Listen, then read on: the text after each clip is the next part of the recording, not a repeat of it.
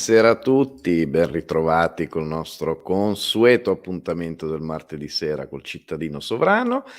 Questa volta apro io, so che sarà stato un trauma, ma non vi preoccupate, c'è con noi anche Serena. Ciao Serena. Ciao Marco e benvenuti a tutti quanti. D'altronde Marco è l'ultimo di carnevale, scherzetto. Ah sì, non sapevo Sì. neanche quando era stato il primo di carnevale, me lo son perso tutto, siamo già all'ultimo? Ultimo di Me lo sono perso carnevale. completamente allora. No, me lo sono completamente perso.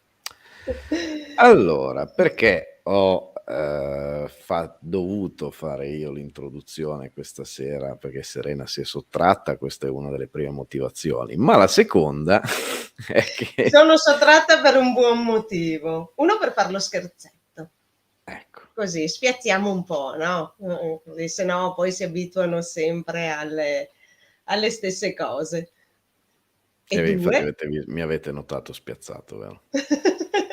Dite la verità. E due perché? Dillo tu. Perché appunto il tema di questa sera lo avevo suggerito io in accordo con Serena, mi era balenata questa idea, questa riflessione, come tante che facciamo spesso, su quello che sicuramente nella attualità più stretta è diventato un tema molto, molto ricorrente, ovvero il famoso rapporto costi-benefici, rischi-benefici e chi più ne ha più ne metta, ma che se andiamo a vedere, come poi abbiamo inserito nella descrizione, non è qualcosa di così recente, è qualcosa probabilmente sul quale tutti noi basiamo la vita e le scelte di tutti i giorni e ha anche una sua logica, cioè tendenzialmente un aspetto molto razionale di affrontare le cose, molto ponderato. Ho di fronte a me un bivio, una scelta, devo appunto fare una scelta, metto su un piatto i rischi eventuali, metto sull'altro piatto i benefici sempre eventuali. Grazie. Colpito sul segno, eh. È uno dei miei pochi orgogli. E quindi una volta messe sulla bilancia queste 2 unità di misura, queste 2 proporzioni, questi 2 valori, vado a fare un rapporto e decido effettivamente se una cosa vale la pena di esser fatta oppure no, perché magari è maggiore il rischio. Ora, la riflessione che mi sono posto qual è? E se sbagliamo la a valutare banalmente quello che è il risultato finale o se invece, ancor più grave, sbagliamo, ignoriamo, trascuriamo o non sappiamo dare un valore ad alcune cose che inseriamo su uno dei 2 piatti, cosa succede?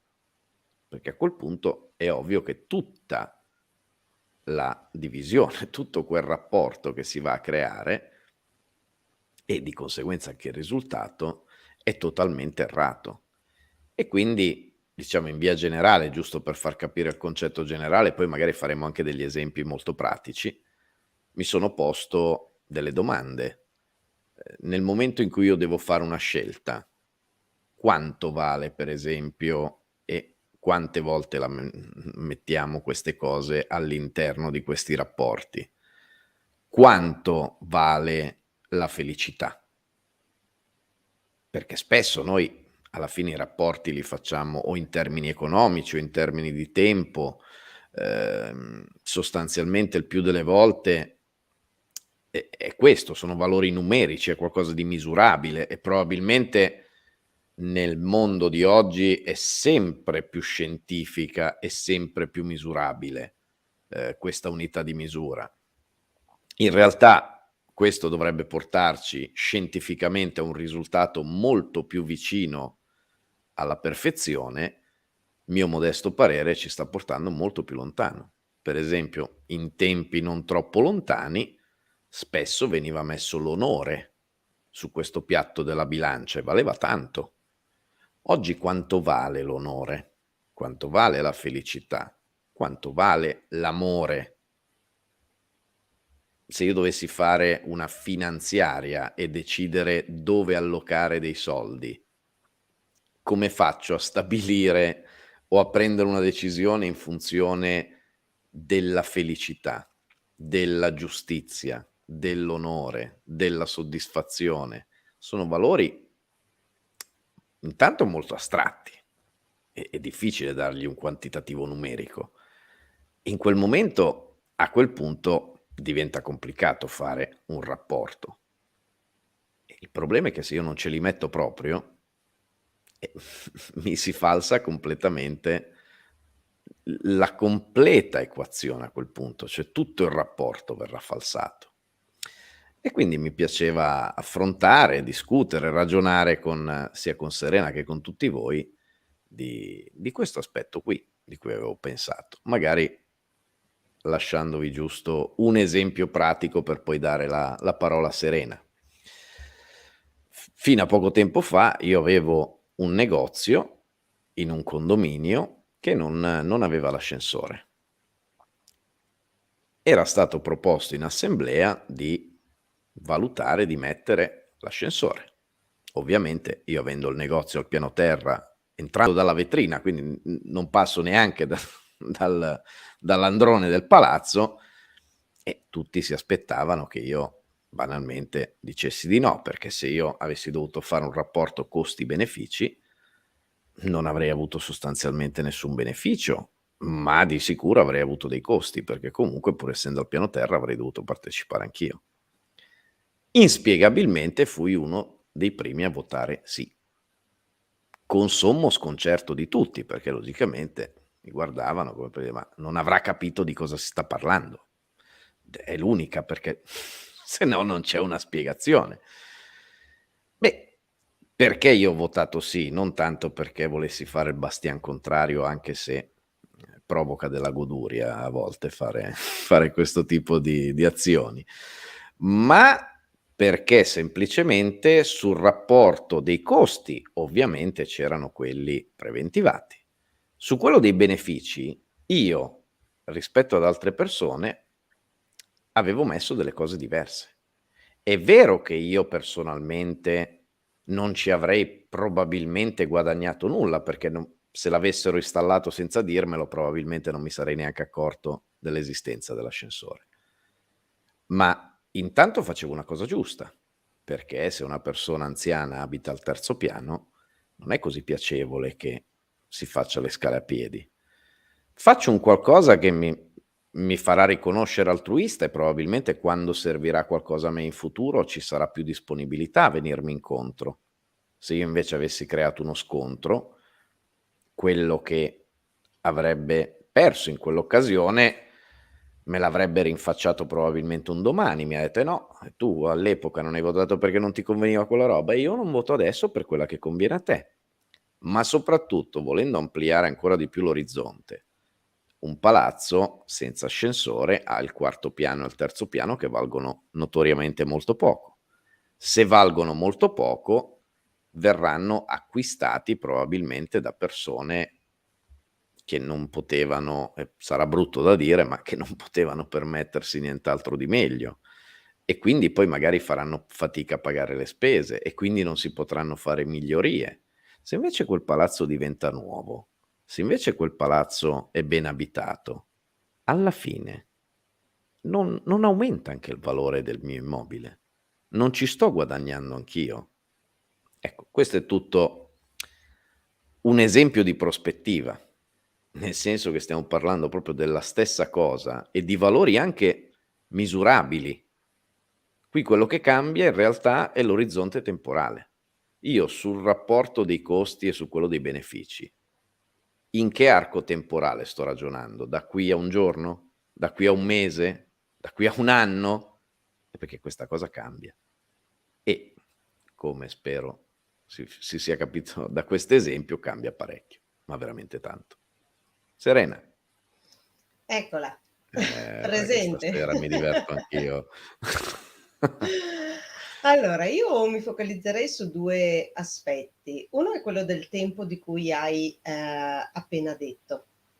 che in realtà noi tendiamo come esseri umani in generale a focalizzarci sull'aspetto del tutto subito o comunque di quello che riguarda l'adesso. È vero che nei percorsi spirituali si dice sempre qui e ora, adesso, eccetera, però bisogna anche avere una dimensione nel divenire, cioè noi sappiamo che comunque il nostro presente è ciò che costituisce poi il nostro divenire. Quindi quando noi facciamo l'analisi costi e benefici non dobbiamo farlo solo per ciò che mi viene nell'immediato, ma devo tener conto sempre anche di ciò che poi sono le conseguenze nel medio-lungo termine.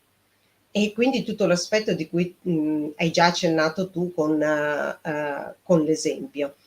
Noi spesso e volentieri invece non pensiamo al divenire e quindi non ci prendiamo la responsabilità delle nostre scelte, perché diciamo, vabbè, però in quel momento andava bene. Ok, ma hai valutato cosa potrebbe succedere più avanti? Cosa potrebbe accadere di quell'aspetto, cioè di ciò che si verifica non solo a te, ma anche a chi ti sta attorno. Chi ti sta attorno può essere la famiglia, possono essere i colleghi, possono essere appunto i vicini di casa o i clienti, okay? Anche quando per esempio io ricordo, per esempio quando, lavoravo in palestra, ci facevano fare le campagne marketing e mi ricordo quando ci chiedevano di fare delle scontistiche allucinanti e ho capito che io magari in questo mese, guadagno parecchio, più che altro fatturo parecchio, okay? Però, questi poi per 12 mesi non acquistano altro. E quindi dovevo anche quando si fanno queste scontistiche enormi, bisogna anche valutare poi le conseguenze nel lungo periodo. E io mi ricordo: "No, fate così perché vedrai che a fine mese, avrai un bel fatturato." Certo, alla fine di questo mese. Poi diventava un loop perché il mese dopo bisognava guadagnare comunque tanto, bisognava guadagnare comunque tanto e tanto poi il mese dopo perché invece di dare il giusto valore al uhm, al servizio che si dava, lavorando comunque con prezzi troppo bassi, o continui a cercare clienti, tra l'altro in una quantità che la tua palestra adesso io faccio riferimento ovviamente al lavoro che ho fatto, che in palestra poi tra l'altro non potevano neanche essere seguiti dagli istruttori, oppure mantieni il valore del servizio che tu dai e che alla fine guadagni uguale. Hai meno persone, guadagni uguale, ma soprattutto le segui. Quindi il discorso appunto costi, benefici. E tra l'altro io ricordo che poi quando, ho aperto il centro dimagrimento, altro che scontistiche che facevamo, cioè lì i prezzi erano veramente alti. Alla fine non è che il fatturato era inferiore, il fatturato in paragone era lo stesso, ma con un servizio molto migliore. Quindi alla fine è sempre importante fare questo rapporto costi-benefici, ma guardando sempre nel lungo periodo, quindi non guardare solo oggi. Certo che è giusto anche guadagnare oggi, però sempre guardando la visione in prospettiva di. Il problema più grande di noi esseri umani è che appunto volendo il tutto subito, ci focalizziamo solo sul prezzo e non sul valore di quello che possiamo ricevere, perché il prezzo è immediato, il valore invece è nel medio-lungo periodo. Quindi, questo secondo me è un aspetto molto, interessante su cui focalizzarci. Poi appunto, questo per quanto riguarda il discorso sul tempo, e poi voglio proprio focalizzarmi sui 2 termini che ho appena utilizzato: prezzo e valore. Perché il prezzo appunto è ciò che io, percepisco di tangibile subito. Il valore è ciò che io percepisco appunto nel divenire, come dicevo poco fa. Quindi, ehm, finché noi ci focalizziamo solo sul prezzo, cioè su quella che è la trasposizione in termini di mercato di ciò che io voglio, non capirò mai in realtà se quella scelta che io ho fatto è giusta o no, per me e per gli altri. Non riuscirò neanche mai a prendermi la vera responsabilità della mia scelta. Ma è solo quando io do un valore a tutto questo. Di solito il valore è sempre più elevato del prezzo, perché il valore è ciò che è personale, il prezzo è oggettivo. Infatti faccio spesso l'esempio più banale che possa esistere: un bicchiere d'acqua che valore ha? Beh, se sono a casa con l'acqua corrente ha un valore quasi nullo, perché tanto posso avere tutta l'acqua che voglio. Ma se sono nel deserto un bicchiere d'acqua mi chiedono 50 € glieli dai? Certo che glieli dai. Glieli do volentieri perché? Perché lì inizia ad avere un valore diverso. Ecco, quello che noi dovremmo fare è non focalizzarci sul prezzo, ma focalizzarci sul valore. Poi valutare se il prezzo è consono. Però ripeto, il prezzo è l'immediato, il valore è ciò che io posso ricevere nel divenire. Marco. Pensavo che fino a che non volevo provare a tirare lungo, vedere dove arrivare. Fine. Fine? Occhio, ci Fine. sta. No, a me è piaciuto molto il commento di Claudio, partendo proprio dall'esempio dell'ascensore. Dice: immaginate che il condominio sia la città sia la provincia sia la regione sia la nazione sia l'Europa sia la terra e così via. Avete presente Fibonacci e ha centrato perfettamente il concetto che si voleva far passare, è proprio quello, cioè non è detto che quello che potrebbe apparentemente non avere nessun vantaggio nell'immediato presente, o che magari non ce l'ha nell'immediato presente, poi invece non si riveli assolutamente un buon investimento. Prima abbiamo visto, abbiamo fatto un esempio di cosa controintuitiva, no? Adesso andiamo sempre di più verso una sorta di metodo scientifico, sono sempre più quantificabili le cose che mettiamo in rapporto. Quando abbiamo parlato, per esempio, di come fino a poco tempo fa l'onore venisse pesato su questa bilancia, oggi magari un po' meno, si tende ad avere, come dicevi tu anche Serena, dei rapporti molto più legati all'economia, ai prezzi, ai numeri. E c'era un altro esempio che mi è venuto in mente molto controintuitivo, o meglio, forse inversamente proporzionale, quasi come questo. Se proviamo a pensare, la vita media diciamo che si è allungata pian piano negli ultimi secoli, negli ultimi decenni.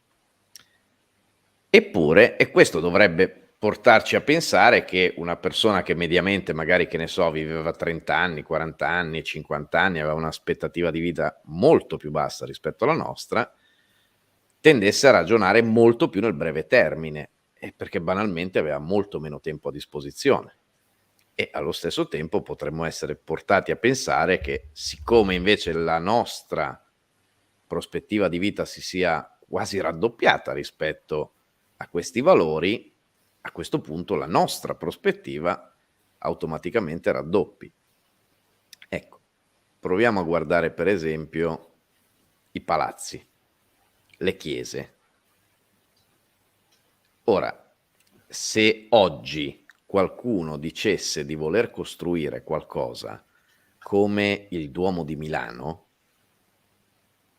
o lo chiudono in manicomio o comunque, nella migliore delle ipotesi, viene accompagnato alla porta e dice: ma te sei fuori di testa, cioè, ma hai idea di cosa possa costare solo quella quantità di terreno nel centro città, di progettazione, di manodopera, di materiali, ma te sei fuori di melone. Non avrebbe senso. Dice: ma io dovrei spendere, con quei soldi lì potrei fare altro che il Duomo di Milano. Ma siamo matti. Eppure quella roba lì è stata fatta in tempi dove probabilmente chi iniziava a costruirlo sapeva di non essere neanche così certo di vederlo finito. E nonostante questo, ovvero dei costi in termini economici, monetari e anche di soddisfazione, perché sostanzialmente, come dire, io inizio a fare una cosa di cui so di per certo che non vedrò neanche la fine, dici: vabbè, ma allora cosa la fai a fare? Cioè, non ha senso per il nostro modo di pensare. E però fatto sta che dopo secoli è ancora lì. Quindi anche il famoso tema del green, che tanto va di moda, pensa quanti materiali che si sono risparmiati, perché invece di avere lì una catapecchia che dopo 20 anni, 30 anni al massimo cade a pezzi, è stata greenissima, perché sono secoli che è lì intonsa. E cosa ha portato in termini di turismo, di prestigio, di bellezza, di fama, di tutto, di Di energia studio? stessa, perché io non Esatto. so se io ricordo l'ultima volta sono entrata nel Duomo di Milano, mi son messa al centro proprio per percepire l'energia di quella struttura, perché c'ha una struttura molto particolare e quindi l'energia proprio che si riceve, quei posti lì, le chiese, tanti dicono: "Vabbè, è la chiesa, non ci entro perché vuol dire entrare, far parte della chiesa cristiana, cristiano-cattolica". In realtà noi sappiamo quanto quei posti lì energeticamente siano, molto potenti ed è il motivo per cui oggi sono ancora in piedi, perché sono stati fatti proprio come dicevi tu,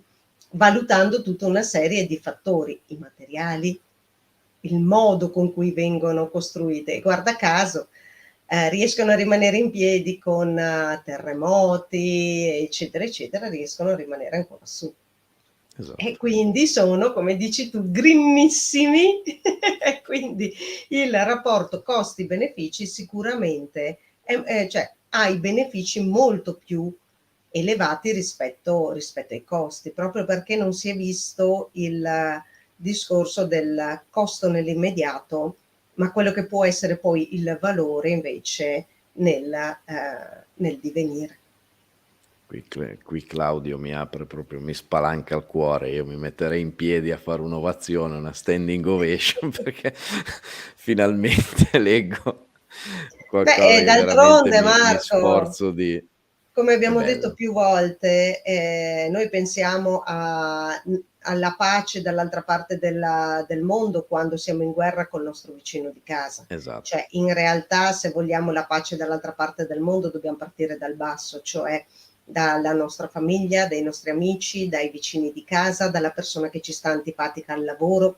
È da esatto. lì che parte la vera energia di pace. Quindi costi-benefici. In realtà quanto costa rimanere arrabbiato col tuo collega e infamarlo ogni volta che parla? Cioè, quanta energia sprechi in realtà che potresti utilizzare per qualcosa di più utile, tipo la concentrazione al lavoro e quindi magari il lavoro ti esce meglio. Adesso stiam Certo. parlando del lavoro, okay? Oppure l'arrabbiatura con il figlio, col marito, con la moglie, perché non hanno fatto quella cosa che, tu volevi, venisse fatta. E allora arrabbiature, sempre di quella e non capisce niente, eccetera. Ma tutta quell'energia lì è un valore aggiunto all'amore e all'armonia della famiglia. Okay, non ha messo il Assolutamente. bicchiere dove doveva metterlo. Vabbè, metticelo tu, oppure lascialo lì. Cioè, Che è la mia opzione preferita. lascialo lì. Sì, sì, sì, sì, fosse per me guarda lascerei esattamente tutto dove lo vedo. No, Osservo perché ma non intervengo. noi adesso abbiamo parlato del Duomo di Milano, abbiam parlato siam rimasti sui generis, però guardiamolo nella vita di tutti i giorni. Cioè, costi benefici nella quotidianità. Cosa che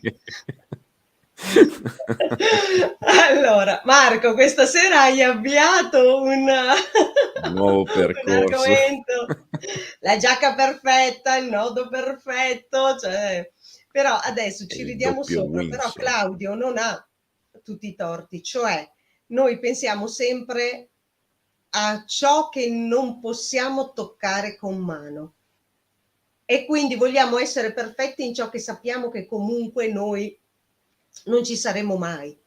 Partiamo dalle piccole cose di tutti i giorni. Quali sono i costi e i benefici? Qual è il costo e il beneficio di avere il nodo della cravatta fatto bene? Cioè, sembrano banalità? No, non lo sono. Non lo sono Il assolutamente. sentirsi bene vale tantissimo. È la felicità di cui tu parlavi all'inizio. Cioè, che valore ha la felicità per te? Ha un prezzo o ha un valore? Perché comunque, ricordiamoci una cosa, un altro aspetto che noi non vogliamo mai affrontare è il fatto di pagare un prezzo per avere qualcosa di valore. Non siamo disposti a pagare prezzi. Vogliamo tutto gratis. In realtà esiste una legge che è una legge universale e che si chiama legge di polarità o legge del dare-avere. Ciò che esce deve entrare, ciò che entra deve uscire. Ma se io voglio soltanto e quindi il tutto gratis, beh, quel flusso si blocca. Se invece io a quella cosa do un valore e quindi pago un prezzo, l'equilibrio rimane e quindi ritorna questo flusso di dare e avere. La frase più banale di far girare l'economia non è poi così banale, che non significa buttare via, cioè buttare via o acquistare a prescindere, cioè significa che non bisogna lasciare le energie stagnare, Eh sì. perché comunque il far girare l'economia significa far girare delle energie, ma è la stessa cosa che avviene in famiglia, che avviene ovviamente tra amici. Qual è l'energia che si scambia? È l'energia affettiva, è un gesto, è un sorriso, un abbraccio in questi tempi che son diventati così rari. Lo stringere la mano alla persona che hai di fronte. Son banalità? No, perché poi non stringiamo la mano al nostro collega e gli chiediamo come sta perché ci sta antipatico, però pensiamo alla guerra dall'altra parte del mondo.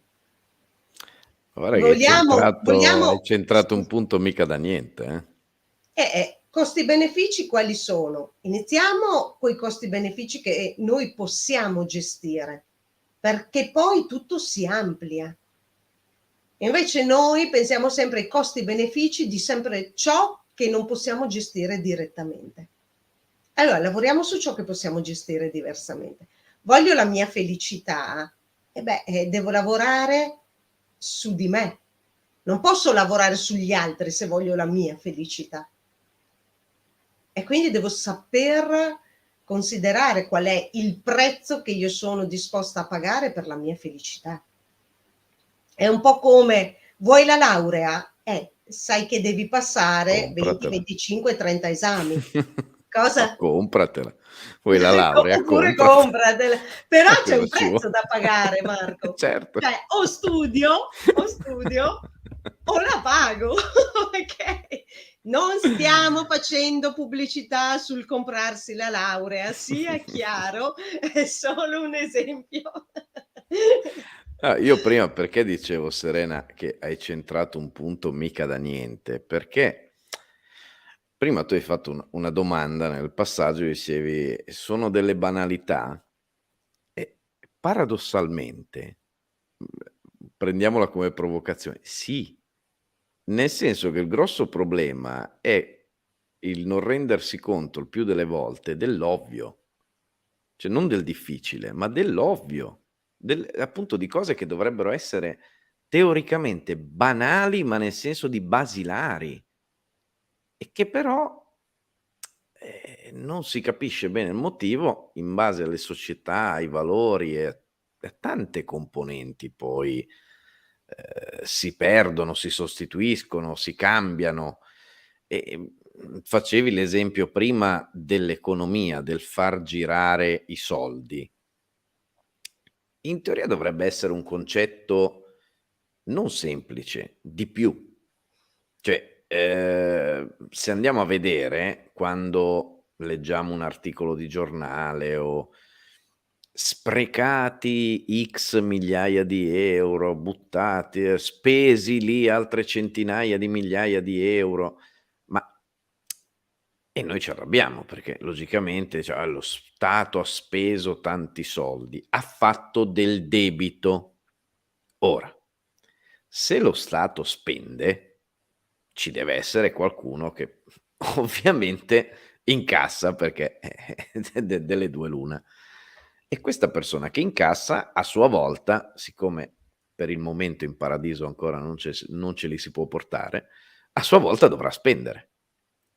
E ovviamente in base al tenore di vita magari li spenderà diversamente, c'è chi si comprerà una Panda e chi si comprerà una Ferrari, però sta di fatto che magari ci va comunque a fare la spesa, va comunque ingaggia un professionista, piuttosto che fa un lavoro di ristrutturazione in casa, piuttosto che si cambia l'auto, si compra un vestito nuovo e tutte queste spese a loro volta diventano incassi per altre persone, per altre aziende che ci pagheranno i dipendenti e così via. Invece no, dimenticandoci l'ovvio e facendo quella famosa lotta tra poveri, quindi no, non glieli devi dare a quello perché io ne ho più bisogno, allora se non me li dai a me non li deve avere nessuno. Quindi facendo quella famosa lotta tra poveri, e che cosa si è ottenuto? Che abbiamo iniziato a trascurare l'ovvio, che se lo Stato ha un debito, evidentemente qualcun altro ha un credito. C'è un motivo se lo Stato domani mattina decidesse di non spendere più niente, dice siamo troppo indebitati, non si spende più niente. Per carità, il debito diminuisce, probabilmente. E però poi il problema è che se mi rompo una gamba, il pronto soccorso non c'è più. Se mi stanno facendo una rapina, il 112 non funziona. E tutte queste cose me le devo quindi pagare di tasca mia. E siam sicuri che a saldo, per la maggior parte delle persone questa cosa convenga? Probabilmente per pochissimi sì.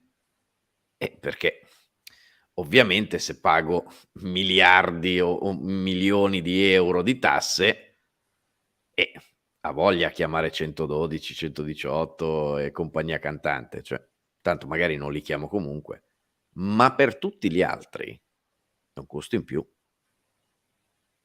E allo stesso tempo, se chiudo un ospedale, non chiudo un edificio, chiudo tutte le persone che ci lavorano dentro, Tra chiudo tutte queste le potrebbe persone che esserci qualcuno della nostra famiglia, qualche amico, esatto, qualche parente.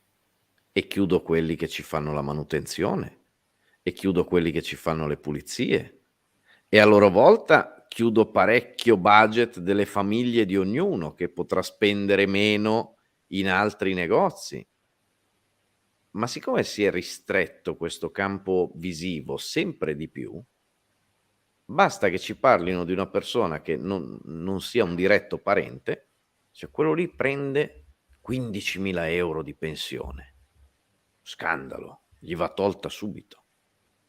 E io cosa ci guadagno? Qui Brodest. Cioè quando Benna quello lì l'ho Non è fatto che morire di fame. ma Marco, è come quando io mi sentivo dire: "Soldi ce ne sono in abbondanza, basta solo farli cambiare proprietario". In realtà non serve far cambiare proprietario, perché ce ne sono oggi i soldi vengono creati con un click, Quindi non serve neanche far cambiare, proprietario, basta semplicemente mettersi in moto e poi ovviamente Esatto. ognuno deve capire come per sé. Quindi, ovviamente poi lì si apre un altro capitolo, però è il discorso di dire: non è che se hanno meno gli altri sto meglio io. Il famoso mal comune mezzo gaudio, beh questo è uno dei di quei detti popolari che è bene cancellare. Sì, Forse sarebbe banalmente bene sì. comune mezzo gaudio, sarebbe già più interessante.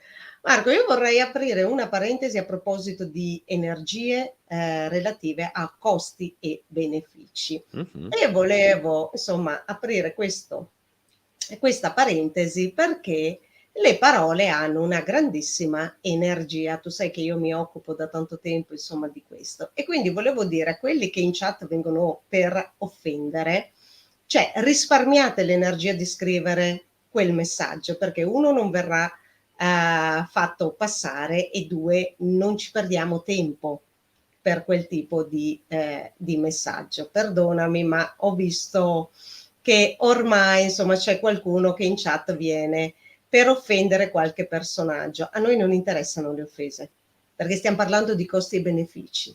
Quindi le offese sono dei grossi costi che non portano a nessun beneficio. Quindi quell'energia utilizzatela per qualcosa di più utile. Non c'è Tutto qua. nessun beneficio, son tutti costi, è tutta energia a perdere, Sprecata. ma senza nessun beneficio. Esatto. E anche questo, guardate che è un aspetto che andrebbe valutato. Cioè, per esempio, quanto tempo io passo a scrivere male degli altri o a parlare male degli altri, a pensare male degli altri. È tutta energia sprecata, quindi che son solo dei grandissimi costi, ma con 0 benefici. Quindi il discorso costi-benefici va visto sempre su ogni aspetto della nostra vita. Quindi se dovete utilizzare le parole, utilizzatele sempre per qualcosa di utile. A meno che questo non vi faccia felici, a quel punto divertitevi. Se ne traete goduria e Ma va soddisfazione personale. benissimo, però allora posso dirlo, non qui, perché qui venite solo a sprecare tempo ed energie, insomma, che potete utilizzare in altri per altri scopi. Ehm, Gliela le facciamo una offese gag comica, Serena. aspetta scusa un attimo, le offese sono ciò che creano poi le guerre, sappiatelo. Sono tra gli aspetti che poi creano le guerre, perché diventa un qualcosa che si alimenta sempre di più. Grandissime divisioni, uno contro l'altro, per cosa? Per delle parole. Tutto qua. Marco scusa, dicevi? No, allora io un'altra delle a me piace fare queste sorte di provocazioni o di esempi che sembrano veramente fuori di testa, ma che poi spero e penso, dopo la dopo il primo impatto forte, portino sempre comunque a delle riflessioni. Una volta ho sentito uno sketch comico del comico appunto Giacobazzi. Non so se ve lo ricordate, se andava su Zelig, Romagnolo.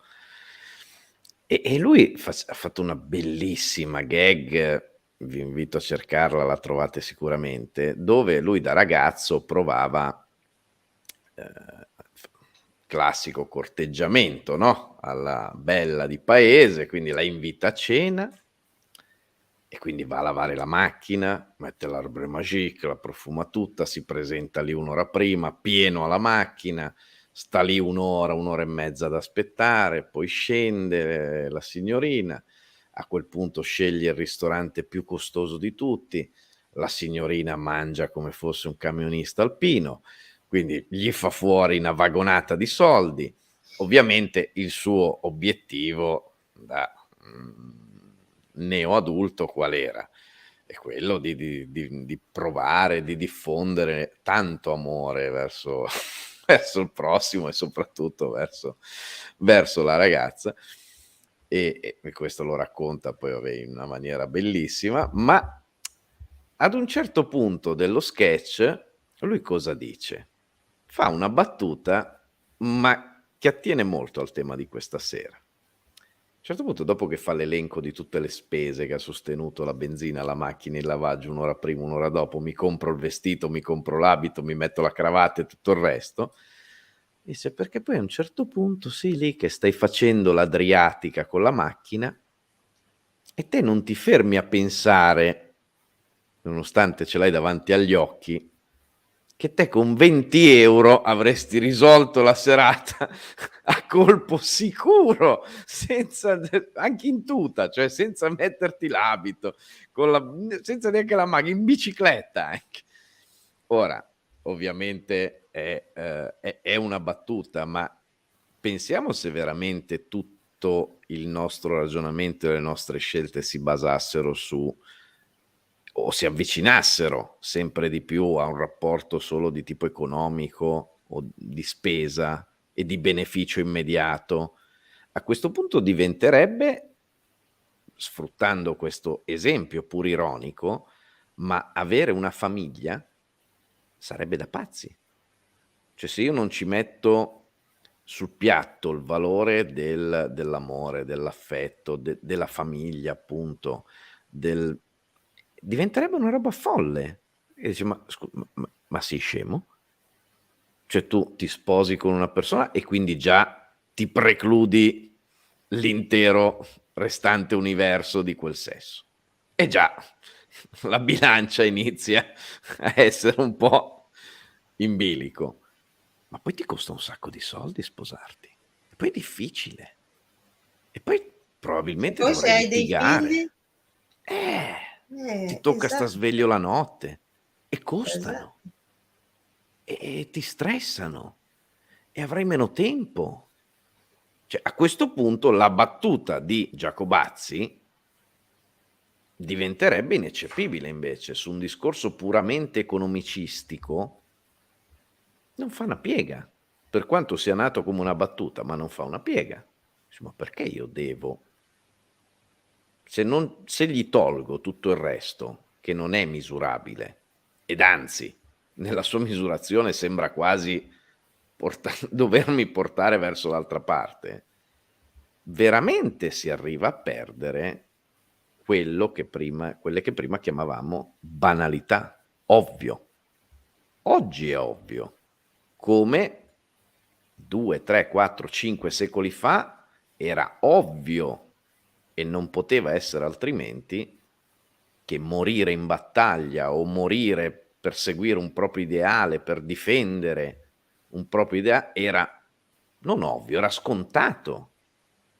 Guai a chi non avesse, non era neanche pensabile il disonore. Oggi non lo è più. Quindi, cioè, non ci abituiamo al fatto che per forza, siccome oggi ancora non siamo arrivati al livello dello sketch comico, per forza non ci si debba arrivare mai. Cioè, facciamoci qualche domanda prima, che magari rischiamo di trovarci meglio dopo. E questa cosa mi spaventa. Oggettivamente guardando i telegiornali, Anche perché poi ti rinfacciano magari quello che han fatto per te. eh sì, Non solo in questo contesto, ovviamente avviene spesso in ambito familiare, avviene spesso tra amici, in ambito lavorativo, cioè il rinfacciarsi. Ma se magari facciamo il, rapporto costi-benefici e andiamo a guardare quali sono in realtà i benefici, che non sono solo quelli materiali, ma ci sono dei benefici molto più elevati. Io ricordo per esempio quando lavoravo in un centro dimagrimento a Verona, il mio stipendio non era proprio elevatissimo, se devo dire la verità, in quel periodo, ma l'amicizia e il senso di famiglia che si era creata tra tutti i dipendenti, e dico tutti, nessuno escluso, c'eravamo 25 dipendenti ed eravamo veramente un gruppo affiatatissimo. Valeva la pena di andare a lavorare, anche se poi lo stipendio non era particolarmente elevato, però aveva dei benefici molto più elevati. Si rideva, si scherzava, si facevano 8, 9, 10, 11 ore a volte e si andava a casa che si stava bene. Oppure si usciva, dopo 11 ore di lavoro insieme, si andava a fare l'aperitivo. Aveva un valore molto più elevato, che non era solo quello economico. Quindi i benefici sono anche, devono essere considerate anche tutti gli aspetti psicoemotivi che noi riceviamo dal fare determinati calcoli. Ecco perché prima parlavo di prezzo e di valore. Quanto vale la vostra felicità? Mh. Vale un prezzo o ha un valore? Perché allora il rapporto segue dei meccanismi diversi. Eh sì, soprattutto se gli si dà il significato sbagliato. In un mondo dove essere felici vuol dire pensare di essere ricchi, la fregatura è dietro l'angolo. E dipende da cosa intendi per ricco, perché in realtà il ricco, cioè la definizione di ricco è avere tutto ciò che ti serve nel momento in cui ti serve, non è avere tanti beni materiali o tanti soldi in banca, ma Diciamo che è secondo proprio me quello. tendenzialmente viene interpretata con la seconda. Esatto, quello è un termine di abbondanza, ma poi l'abbondanza bisogna gestirla e farla fruttare, cioè quindi deve essere valorizzata, non deve essere prezzata, perché se no se tutta quell'abbondanza noi la teniamo ferma, prima o dopo se ne va, o perché te la Certo. rubano, o perché si rovina. Il discorso dei palazzi. Se io pur di non cedere di 50 euro, di diminuire i 50 euro l'affitto, ho un palazzo ma non cedo e rimangono tutti sfitti per anni, e beh, piuttosto lo metto a 50-100 euro in meno l'affitto, ma inizio a farlo fruttare quel palazzo, altrimenti Assolutamente. è solo un costo. E mettendolo a 100 euro in meno, uno, ho meno, come posso dire, usura, e due, faccio felici altre persone, famiglie o Certo. persone che comunque hanno bisogno di un alloggio. Quindi il beneficio è molto più ampio che non lasciare sfitto un palazzo intero. Io volevo approfittare anche di un commento, di Francesco, perché questa cosa poi l'avevamo, sottolineata più volte, quindi almeno ci aiuta a ricordarlo anche questa volta. Ehm, dire una cosa non vuol dire automaticamente negare il viceversa, quindi è ovvio, come dice giustamente Francesco, che avere tanti soldi in banca non è che è brutto, ed inoltre bisogna accettare la propria mediocrità e non pensare a quello che potremmo avere. Quindi il discorso qual è? Il problema non è il sillogismo: essere felici non vuol dire avere tanti soldi, quindi per essere felice allora vuol dire che non devo avere soldi o che No, mi perché devo io su privare questo di dico tutto. sempre: chiedetelo a quelli che non arrivano a fine mese. Cioè, Esatto, ecco, perché non non si vale il viceversa. Cioè, quella può essere condizione sufficiente, ma necessaria, ma non sufficiente, perdonatemi.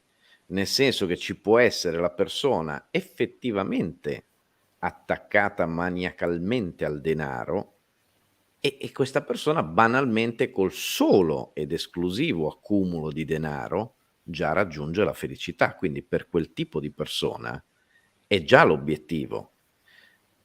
Se una persona però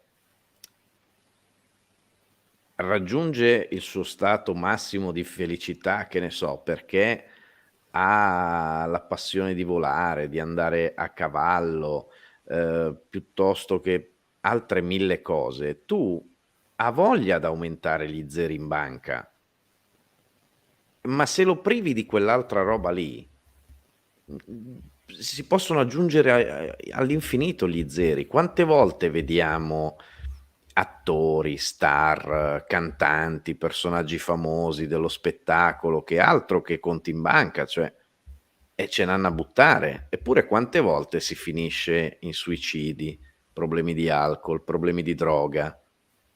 Perché è una Questo non vuol questione dire.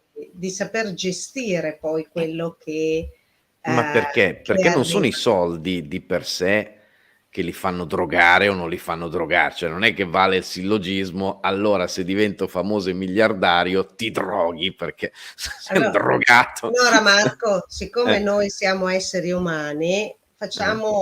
alimentiamo un po' il nostro ego col Ah, messaggio okay. di Francesco. Grazie mille. E quindi è tutto lì, cioè è una questione di capire effettivamente, cioè a me se mi prendete e mi portate su un cucuzzolo della montagna a fare l'eremita, ma non son felice manco per niente. Non mi piace manco per niente a me fare quella vita lì. A un'altra persona la rendete la persona più felice dell'universo, cioè Certo, non avrà più bisogno di nient'altro. infatti che prezzo ha la vostra felicità? Esatto. È Cioè in questo. cosa consiste più che altro. Esatto, ma poi una volta che volete quella cosa, siete disposti a pagare un prezzo? Mh. Perché per esempio tanti vogliono essere ricchi, ma siete disposti a lavorare, siete disposti a investire, quindi a, rischiare quello che avete, perché i ricchi fanno questo, eh. Siete disposti a creare un'azienda che dia posti di lavoro per altre persone. Siete in grado di prendervi la responsabilità di grosse cifre o di determinate posizioni a livello politico, economico, sociale, per avere veramente tutti quei soldi lì? Siete disposti a cedere una parte del vostro tempo? Dipende, perché essere ricchi, cioè un conto è dire voglio il conto in banca alto, un conto è E poi? saperlo poi gestire. Perché per avere quello sei disposto a pagare il prezzo per quel valore. Qua se volete potremmo fare una puntata proprio Risposta su questi sincera. aspetti. No, okay. Vabbè, Beh, è è di proprio ognuno, se guardate ci che pensi ognuno è la famosa domanda: è meglio essere dipendente o autonomo?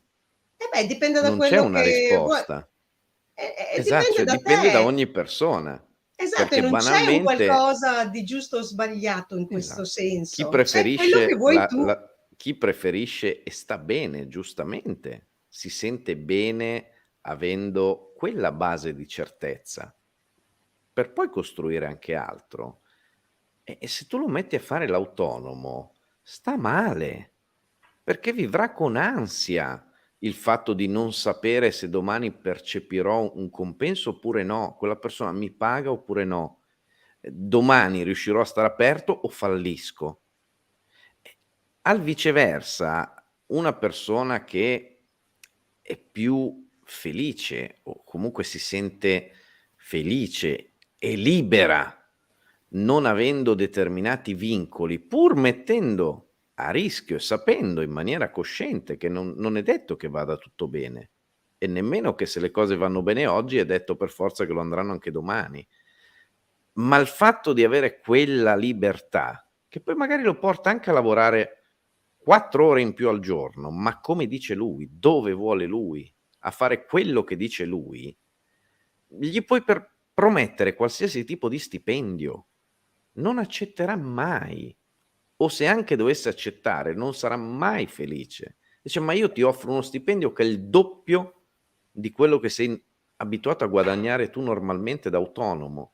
No, non riuscirà ad essere felice quella persona, perché se tu prendi un leone e lo metti in gabbia, dici: "Ma io ti do da mangiare tutti i giorni, non devi più neanche cacciare, ti lavo, ti curo, se stai male ti do dei medicinali." Ho capito, ma quello non è felice.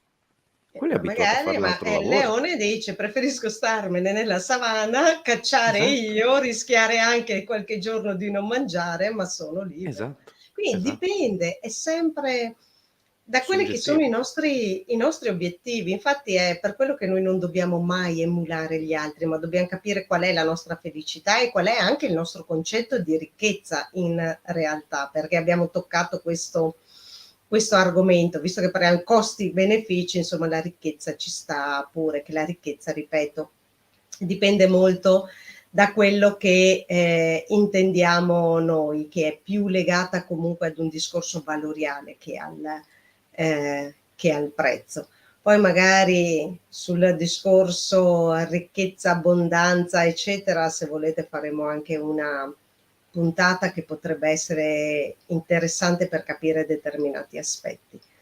Che non è ovviamente da un punto di vista, cioè una lezione di economia o di finanza, ma è più che altro dal punto di vista proprio interiore, quindi da un punto di vista energetico, vibrazionale. Ecco, per esempio, scusa, Beatrice ha scritto: troppe responsabilità mettono ansia. Beh, ci sono persone invece che, che invece ricercano queste responsabilità perché le fa sentire esattamente nella propria missione. Quindi anche qua dipende proprio dalla persona, mentre altre appunto direbbero no, io vado in ansia, preferisco non avere quel tipo di responsabilità. Ma magari, attenzione, si assumono altri tipi di responsabilità che non considerano neanche tali perché gli viene spontaneo e in realtà magari se le assumono. E anche Veronica, questo commento è penso perfetto per quello che abbiamo detto fino adesso, cioè ho deciso, quindi ho fatto una scelta, non l'ha subita, ho deciso di non fare carriera per essere felice di quello che ho e del tempo che mi rimane, godendo di tanto altro. E questo è un esempio pratico di quello che abbiamo detto stasera, cioè quel tempo che rende felice Veronica, quanto vale? Esatto, Per una persona magari vale pochissimo e quindi se gli dan 300 € d'aumento al mese, hai voglia. E allora vengo anche la domenica. Per una persona probabilmente come Veronica gliene potresti dare anche 900. Ma se tu gli togli quel tempo lì, che su quel piatto della bilancia personale pesa e pesa tanto, non riuscirai mai a compensarlo economicamente. E quindi questo è un esempio fantastico, non tanto per la scelta di per sé, perché è giusta per lei, è giusta per Veronica, non è detto che sia giusta per tutti, esatto, ma è la sintesi perfetta, penso, di quello che abbiamo voluto dire questa sera. esatto. E ricordiamoci sempre che non è che uno è, ecco, un aspetto è uno è povero quindi è felice. No, dipende sempre dall'obiettivo della persona. Di certo la povertà non è un valore, anzi povertà è proprio mancanza di valore, quindi è un aspetto che dovrebbe essere trattato, direi pure anche con i guanti, cosa che Sì. invece viene ormai considerato, sai, se sono povero qui è perché poi avrò le ricchezze un domani. Beh, intanto createvi la vostra felicità qua e poi sul domani Dio così vi problemi. create le basi per la felicità del domani. Ecco, quindi questo è, ricordatevi sempre come in alto così in basso. Se sei triste oggi, non è detto che quando sarai ad una vita migliore, come si suol dire, sia veramente migliore. Perché come in alto così in basso, come dentro così fuori. Diceva il grandissimo, il 3 volte grandissimo Ermete, come si suol dire. Marco, vedo che qua stanno fioccando messaggi e quindi ragazzi su questo non vi risparmiate, quindi vi ringraziamo tantissimo in realtà per questa cosa, perché le vostre impressioni, le vostre considerazioni sono in realtà un grandissimo valore. Quindi grazie di cuore per tutto quello che state scrivendo e per aver contribuito anche stasera alla discussione. Marco, siamo in chiusura. Ma io spero che intanto sia stata utile, perché poi è l'unico obiettivo che ci porta ad essere qui a fare quello che facciamo tutte le settimane. Il fatto che possa essere utile, il fatto di potersi confrontare con altre persone, ecco, probabilmente anche quello che facciamo noi o quello che fanno i nostri amici, non avrebbe senso in termini economicistici. Perché se uno dice: "Guarda, sai che c'è, ti devi prendere degli impegni, parecchi, gratis, anzi qualcosa la devi pagare perché ci vuole anche qualche materiale, come la vedi la cosa?" Così in astratto dici: "Ma sei scemo, ma perché?" Però come penso e spero abbiamo visto insieme questa sera, dipende sempre dagli obiettivi, dipende sempre da cosa è importante, da cosa fa felice. A me per esempio non fa tanto felice, ehm, diciamo essere in video. Personalmente prima di questa esperienza, il web o i social non sapevano neanche com'ero fatto.